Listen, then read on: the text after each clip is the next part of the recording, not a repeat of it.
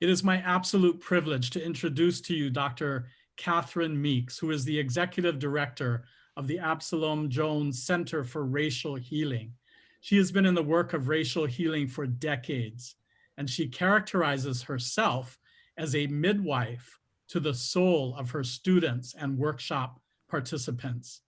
She has spent many years sharing her insights that she gained from her pursuit of the truth.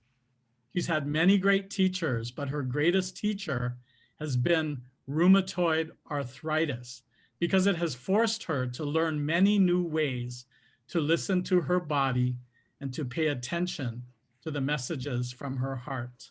When I read this, I knew I wanted to learn from her.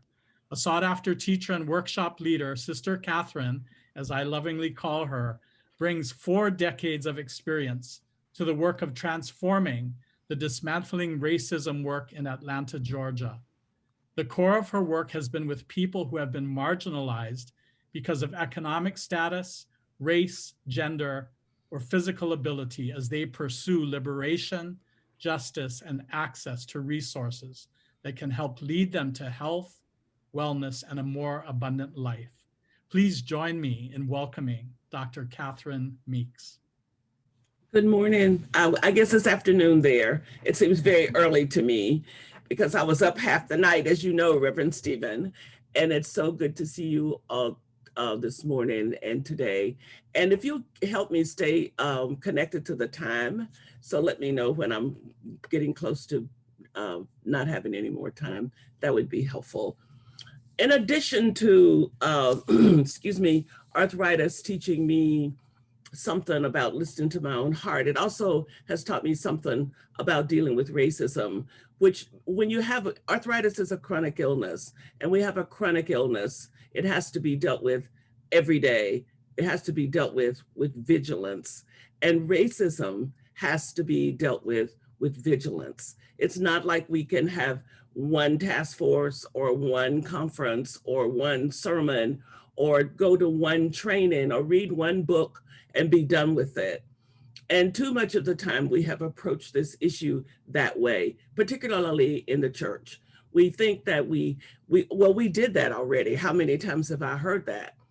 And how many times have I heard people, particularly white people, say, well, if we quit talking about this, we wouldn't have a problem. Or how many times have I heard, well, those are really political issues and we need to not get too caught up in that.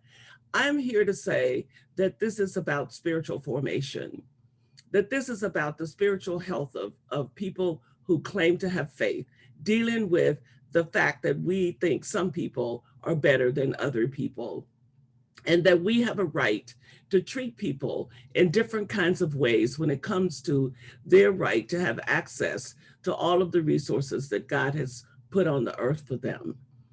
There is no defense for that position, the position of supremacy. And one of the things that is really clear to me as someone who is a native of this side of the pond is that it was people on your side of the pond that actually exported this idea of supremacy. You know, when the explorers arrived here in the 1500s, they brought this attitude of superiority, and the ways in which they dealt with the people that they found, the indigenous people, started, at least in this part of the world, started this system of deciding that some people are better than other people, and whatever you do to those folks that are not as good as you is okay. And then we wove religion and our understanding of God into that indefensible way of looking at human beings. I have spent the better part of my life trying to understand this whole issue and also trying to work really hard to be a liberated human being myself. Because I grew up in the southern part of the United States here.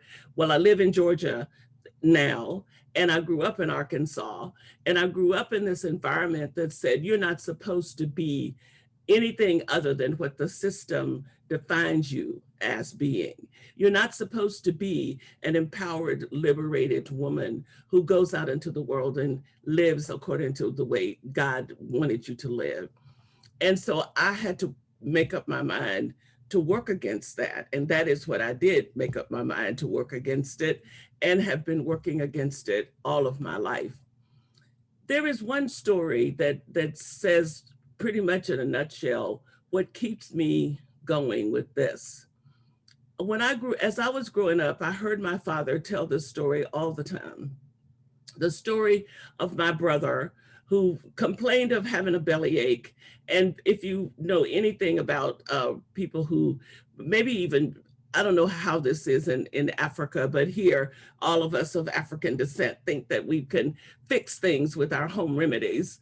And so my parents thought that they could give him a laxative and he should be fine. So they did, and he didn't get better. And they waited a little longer and he kept on complaining. So my father took him into the hospital, which was 17 miles from our house. And they refused to see him because they were Black and poor. And then they said, well, you've got to go to Shreveport, Louisiana, which was 70 miles away. And so my father didn't have a car because we were poor. And by the time he got a car and got somebody to take him to Shreveport, to take my brother to the hospital, it was too late. My brother died from appendicitis, and my brother was 12 years old. My father never recovered from my brother's death. My father lived with post-traumatic stress syndrome, which I did not know as a kid because I didn't know that big terminology. However, I learned something from that. I learned somewhere deep in my soul that I wasn't going to be at the mercy of that kind of system, that I was going to do whatever it took to be able not to die myself or have anybody that I cared about die because of somebody withholding something from me. And so that is at the core of my deep commitment, in addition to just understanding that if I want to be a person of faith, I don't have any choice about seeing the face of God in everybody that crosses my path.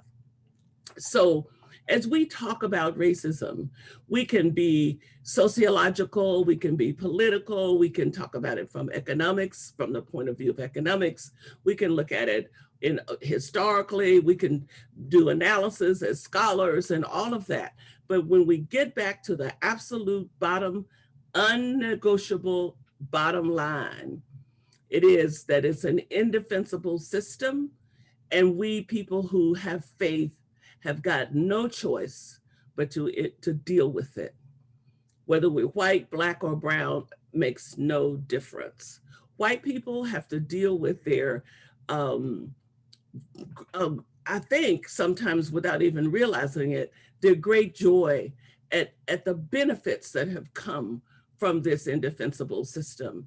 And then people of color who have been on the other end of this, the people who are oppressed, have to deal with how we've been wounded, how we've internalized those projections that have been made upon us, and how we treat each other because of those things. And as I was watching the video here in the beginning, it reaffirmed for me something that became very clear to me when I started working to run the Center for Racial Healing, which I'll say a little bit about in a few minutes. The Center for Racial Healing is designed to be a resource for the Episcopal Church all over the world, actually. And so I've worked a little bit in Latin America. And when I was there, I started to realize that this system, this energy system of oppression, of racism, of this notion that some people are better than other people, is really just one system. It has different kinds of iterations depending upon where it might be showing up in the world. But everywhere this kind of oppressive system shows up, it is the same energy, the same indefensible energy, the notion that somebody is less than somebody else, and therefore whatever we do to you is okay. So I don't care where you live on the planet, it's really the same issue. It just might have a little bit of a different face. And so you cannot sit someplace in the world and say, well, we're not quite as bad as they are over there because this is what we do and this is what they do. anywhere anybody is deciding that somebody doesn't have the right to have access to whatever God would have them have, that system is wrong. And we people of faith cannot defend it. We cannot participate in it in a justifiable way. So once I got that really straight in my head, that meant that I had to figure out how to love white folks. And that was a challenge because I grew up in a segregated environment in Arkansas with the white people being the oppressors. And I never had any practice with how you would have a relationship with somebody white, except that it was a relationship of nobody's equal here. I mean, superiority, inferiority. When I went off to college, I met some white folks who were in charge of the dean of students and some other folks at my school. Those people helped me to understand for the first time in my life the possibility of loving somebody white. They also helped me to get clear about the fact that if I really wanted to follow Jesus, I had to be open to that possibility. I had to be open to the possibility that people who didn't look like me, who didn't talk like me, who didn't sound like me, and people, and people who had been who represented oppression were also God's children. And I want to say what a blow that was, because it was much easier to just keep them over there somewhere and not even really have to think about them. If a white person finds themselves in that same category of it's easier to keep those brown people and those Black people over there somewhere because you didn't have any relationships with them, then I'm here to tell you that that doesn't work in the system of faith. In the system of faith, we have to be open to the grace that God will give us to help us to break down those barriers and to be willing to be open to everybody being a beloved child of God, and to really work to see first of all, the necessity for respecting the dignity in everybody, and to help everyone be able to live their lives with dignity. It seems so simple, and sometimes I get so frustrated with thinking, why is this so hard to do? And I realized that at the core, there's a system, some energy around racism that is very hard to get your hands around. And I have a great imagination. So I imagine that if I could just go all the way back through time and find the first person who was projecting superiority onto somebody and say, no, you can't do that, could stop it right there, then maybe we could have gotten a hold of this. I know that's just kind of a silly way to think, but the thing is that we can go, God will give us has given us the capacity to go deep inside of ourselves and find those places inside of ourselves and let the light of the Holy Spirit and God's mercy and grace heal us. And we don't have a choice about it. That is the thing. It's not optional. And so we got to get over talking about it as political. We got to get over keeping our heads in the sociological books. We've got to get over making it economics. It is spiritual. It is about spiritual formation. It is an indefensible system that we people of faith, no matter where we live and no matter where we have come from, cannot afford to camp out. We have got to be willing to interrogate ourselves and be open to healing. Now, all of those images that were in the videos a few minutes ago are so reminiscent of everything that's happening here in the US. When Reverend Stephen got in touch with me, he said, you've got people there who can talk about what's going on in your part of the world. Well, I want to tell you that what's going on in this part of the world is exactly the same thing. It is an indefensible energy that we have allowed to walk around and cause us to treat each other as if we're not God's beloved children. And we, people of faith, have got to get over it. we have got to stop it, because there is a broken and wounded world that needs to be able to see God's light and power. And we are messing up that capacity by not being loving toward each other. I just listened yesterday. I'm sure you listen to the news, probably not as much as we do right now, because we're in the midst of all this chaotic stuff that's going on. And especially with the election, I can't wait for November the 3rd. Well, actually, I want to get way past the 3rd. I want to get all of it settled and get on down the road to sanity again. But I was listening to this white man, I don't know where he was, who's part of a militia group, who was talking about his being ready to go out and kill people if the election doesn't turn out the way he wants it to turn out. We have had now a block of time with a leader who has been pouring gasoline on this racist fire. And it's really a sad thing for us. But the fact of the matter is, it just means that we people of faith have to become even more vigilant and more determined to not let ourselves be dragged down to the place of hatred, to the place of unforgiveness, to the place of not seeing that no matter who's talking, we still have to see the face of God in them. And as that man was talking, I was listening to him trying to think, I wonder what you look like. I wonder what happened to you that got you so filled up with hatred that this is the place you have come to. Because I cannot allow myself to be dragged down to his level. And, you know, there's a little part of me that wants to collect all these folks and put them on a one-way trip to Mars or somewhere. And they can just go and never come back, and I won't have to be bothered with them anymore. But then that's not how God works, because God loves them as much as me. And sometimes I have a hard time wanting to accept that, but deep down in my soul, I know it's the truth. So I wonder what happened to that person. I wonder how he got on the track to think that he has a right to go out into the world and hurt somebody if he doesn't get his way. What a supremacist notion. What a supremacist notion. And to any extent that any of us allow ourselves to fall into that space of thinking, I should have what I want no matter what it costs somebody else, we're in the same place as the militia person. It's just not as profound.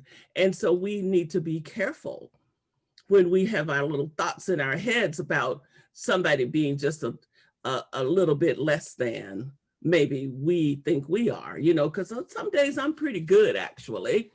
And, you know, I've got some people that I can name that aren't so good. So are you sure, Lord, that you really do see us the same way? And God's answer is, yes, I do. And I wish sometimes God would say, yeah, you're right. You know, you really did. You're really better today. But that's never going to happen. It's never going to happen. And when you realize that at the core of yourself, then you start being willing to be open to, okay, what now, Lord? Send me to be a person, to be your voice, to be somebody bringing light in the world in a way that maybe is surprising to people. Because I think that sometimes when we get the racial healing work done a little bit, it does surprise people. It does surprise people that Black people and brown people can be loving. I think one of the things that frightens white people the most is thinking that Black and brown people should do to them what they have done to Black and brown people. I think that fear that seems so hard to understand and navigate is a kind of, it's unconscious, so it can't even, I don't think that they think that they even know what they're thinking. But the thought is that, well, why wouldn't these people take revenge? Well, the real truth is, particularly here in the United States, if Black people were that vengeful, all the white folks would be dead already, because we already had opportunities during slavery to kill most of them off. And we didn't do it because there wasn't any desire to be vengeful. The desire was to be free. The desire was to try to be who God put us on the earth to be. I always think about the marvelous legacy that my ancestors gave to me about with their resilience and their willingness to keep on believing that God was there and that life could be good, and to believe in beauty. And I mean, it's an amazing legacy when you really stop to think about it. And it's in the spirit of being faithful to that legacy that I feel so compelled to work for this kind of liberation and to try to help create a world where everybody can really be who God put them on the earth to be, and where we can become much, much more engaged in really trying to see the face of God in one another. We have got so many problems here, and you all have got them there, but we are one church. I mean, the Episcopal Church, but then the rest of the denominations too, if they wake up and realize that we're just one group of people trying to help folks get to the bandage closets. And some of those bandage closets we have identified already, and we can lead people. We can say, I know here are these bandages, but I hear tell that there are better bandages down the road. So let's go together to that bandage closet. We are wounded healers, as Henry Nouwen would say.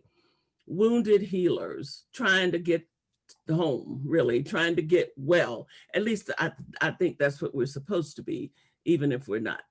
The Episcopal Church has a lot to atone for. You know, I've been involved with the folks at Sewanee University in Tennessee, which is if you don't know Sewanee, in the South. Designed to be Sewanee was supposed to be a place where they were gonna do all this stuff around slaves and keep slaves. Those folks who started that place imagined that slavery was gonna last forever. That, you know, Black folks weren't supposed to be free. And that's probably pretty much true for all of them, even though Sewanee was on record with that kind of thinking. What a surprise that there was nobody on the earth who was intending to be a slave forever.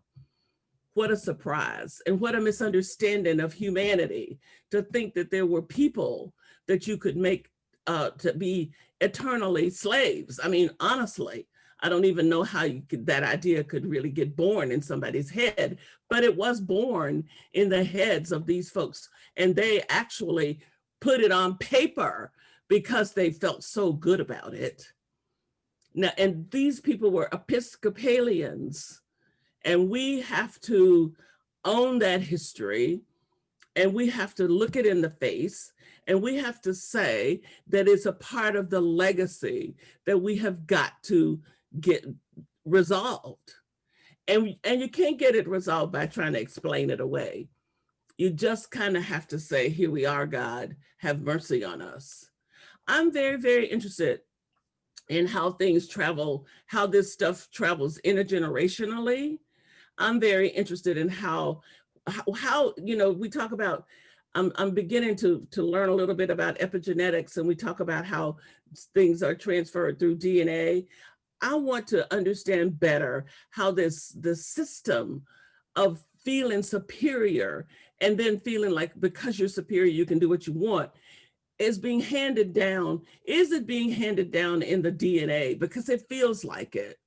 It feels like it's that insidious. It feels like it's that it just keeps cropping its head up. I was so disappointed when the Obamas were in power and people went back to using monkey images and all of these horrible images that they used to talk about Black folks 100 years ago.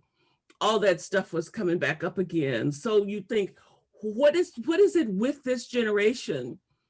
And they have transported somehow that stuff has been transported.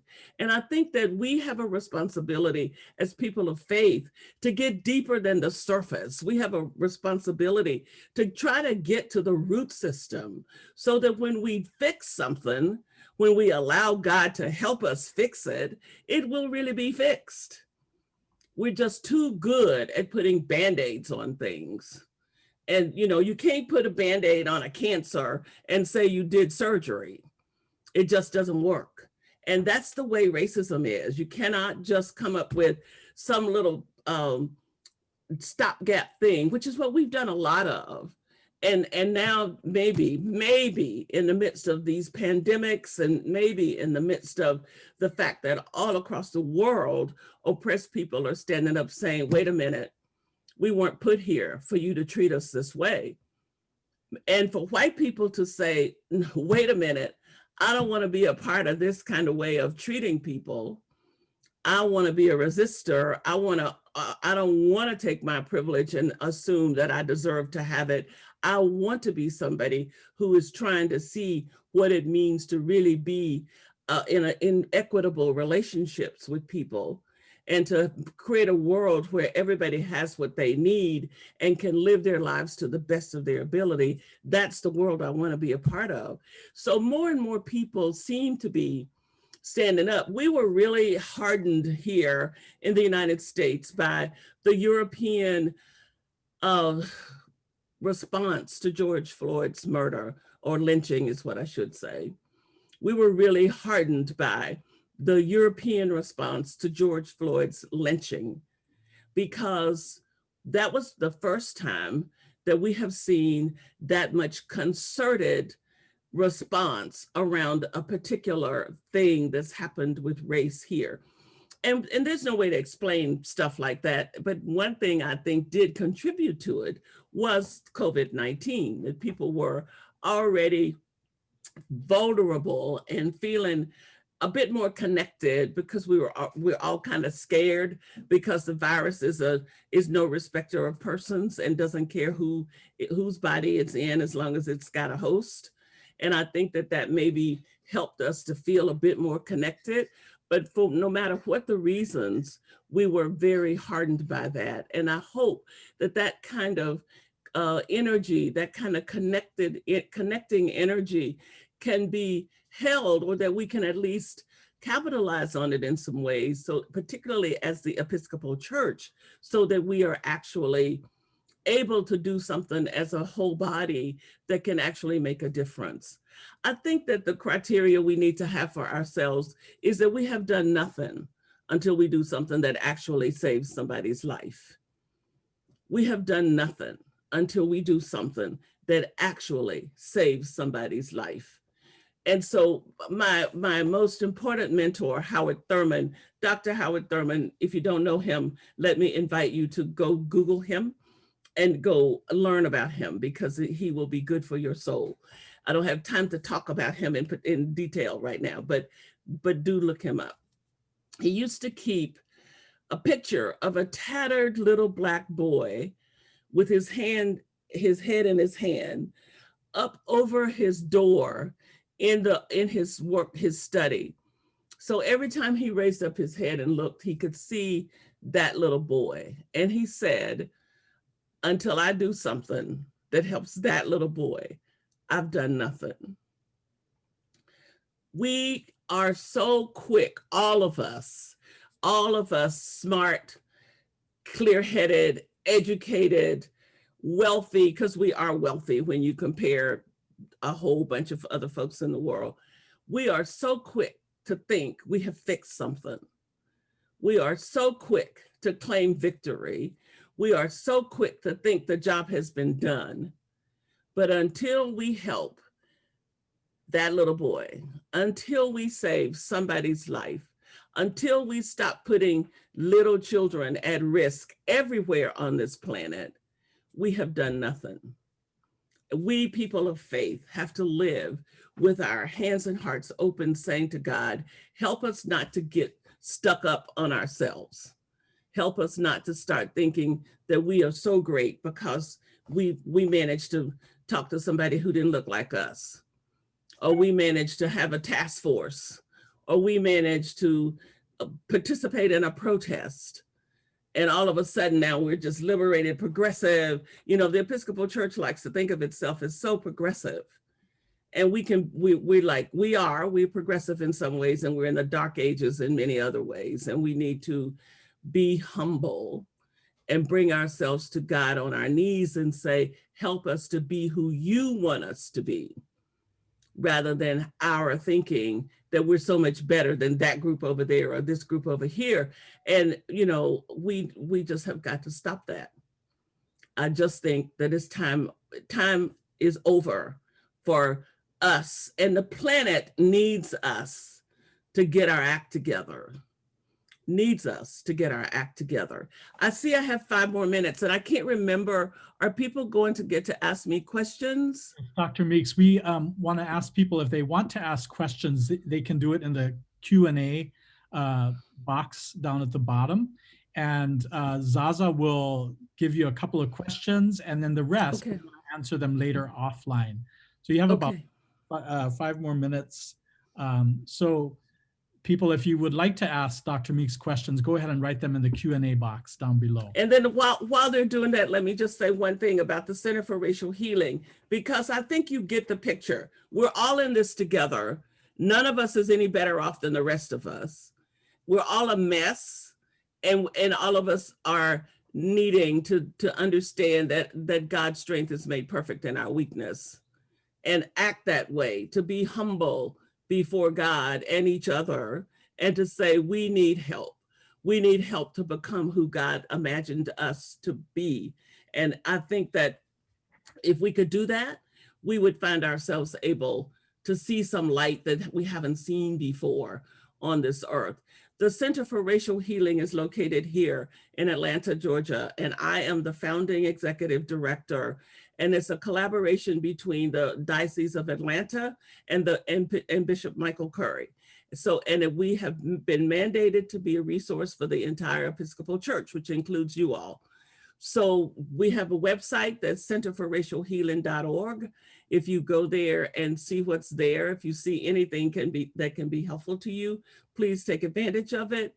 If I can be helpful to you, if the center can, if you want to be in touch with us in any way, please do so.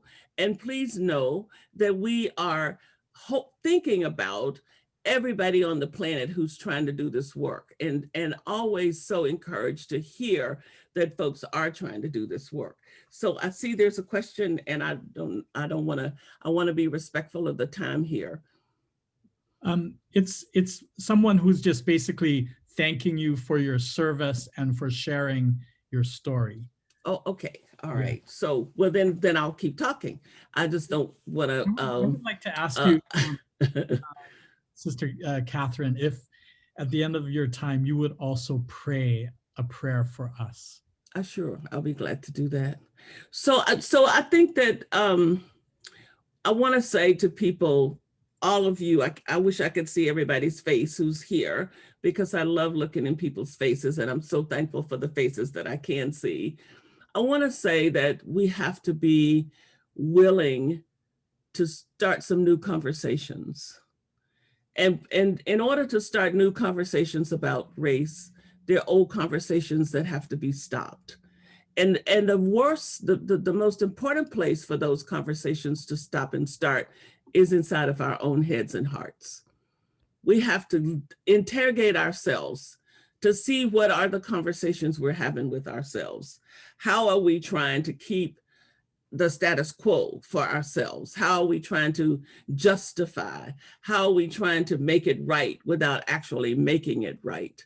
So starting new conversations is important. The second thing I think that's so important is to be willing to ask ourselves, what am I willing to give up so racism can be put off the earth? What am I willing to give up? What sacrifices am I willing to make? As a Black woman, I didn't start the racist system, but I have been wounded by it. And what of my wounds am I willing to let go of so I can stand taller in the world and help to end this indefensible system. So what are you willing? What are you willing to give up? What are you willing to give up of your privilege or of your pain? Because sometimes we hold on to our pain just as much as we do our privilege, because it helps us to identify ourselves in some way. So what are we willing to give up as people of faith? And last time I checked, Jesus was asking us to stay willing to give up everything all the time. Everything all of the time. And I don't think I don't think it's a negotiable. I don't think that once you said, I'm going to follow you and I'm going to respect the dignity of everybody and work for peace and justice on the earth, that you get to renegotiate that. Unless you decide trying to figure out if you're still going to follow Jesus, and then that's a whole different set of issues. But if you're trying to follow Jesus, you know, whenever I have thought that something was too hard to do, I have to remember, but you said you were following Jesus. And if you're following Jesus, then this is the deal. This is the deal. Now, I do think that some people need to maybe get reacquainted with Jesus. That might help. You know, I do often hear people talking, and I think, I don't, you know, like Sojourner Truth, when she was standing outside of an all-white church listening to them talk about Jesus, she wondered how they found out about her Jesus. And so I sometimes think, you know, I got a Jesus I want to introduce you to, but that I don't think maybe you've heard of yet. And you can find him in the New Testament, actually. I did not make him up. But I do think that we sometimes that may be part of what we need to do as we go forward trying to do this work. I'm so grateful, Brother Stephen, that you got in touch with me. I was so shocked. I said, I didn't even know that you knew I existed. And then you invited me to come and be a part of this today. So I'm so delighted to have this opportunity. And I so much want to be on the journey with you all. And I am on the journey with you all. And I appreciate your being on the journey with us, and to know that it's one journey and we're one group of pilgrims trying to find our way home. So I want to offer as a prayer this poem from John O'Donohue's Bless the Space Between Us. And it's called For Courage, because I believe that one of the most important things that all of us need at this present moment is more courage. And my good friend and poet David White says, every day we're just asked to be a half a shade braver. So if you can just be a half a shade braver, it can make a huge difference. So I hope it's okay to use the poem as a prayer, because I think the words are better than words that I could come up with. When the light around you lessens and your thoughts darken until your body feels fear turn cold as a stone inside. When you find yourself bereft of any belief in yourself and all you unknowingly leaned on has fallen. When one voice commands your whole heart and it is raven dark, steady yourself and see that it is your own thinking that darkens your world. Search, and you will find a diamond thought of light. Know that you're not alone and that this darkness has purpose. Gradually, it will school your eyes to find the one gift your life requires hidden within this night corner. Invoke the learning of every suffering you have suffered. Close your eyes. Gather all the kindling about your heart to create one spark. That's all you need to nourish the flame that will cleanse the dark of its weight of festered fear. A new confidence will come alive to urge you toward higher ground, where your imagination will learn to engage difficulty as its most rewarding threshold. May the good Lord give us the courage and faith to do this work with all of the mercy and grace that God has imparted to us. And may you all be blessed deeply and richly, and may you all be a half a shade braver. Amen. Amen. Dr. Meeks, thank you so much. Thank you for joining us. It means so much to so many of us. And I have a feeling that this is the beginning of a longer relationship. And I think, Well, I hope so too. And may the rest of your time together be wonderful. And I look forward to staying in touch. thank you so Take much. care. God bless you. Bye. Bye-bye. Goodbye.